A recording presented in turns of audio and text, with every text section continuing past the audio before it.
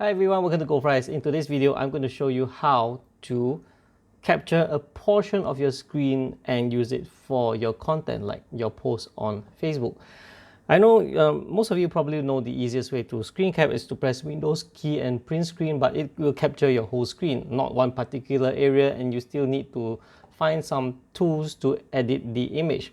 So what you can do is use Snipping Tools.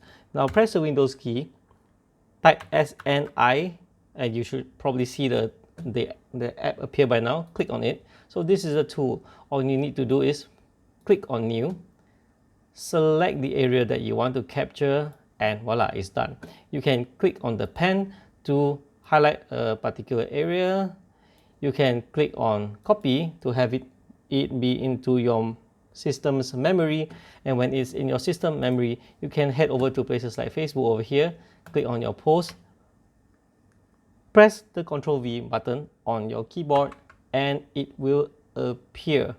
But say if you don't wish to post it on social media like this, you just want to save the image, you can just click on the discard button to save it into something else. So alright, that's it for this video. A very simple one to show you how to use Snipping Tool to capture a portion of your screen to save it as an image file or upload it to social media. That's all for this video. Thank you for watching, guys, and I'll see you in the next one. Do remember to subscribe to my channel if you haven't. Bye bye.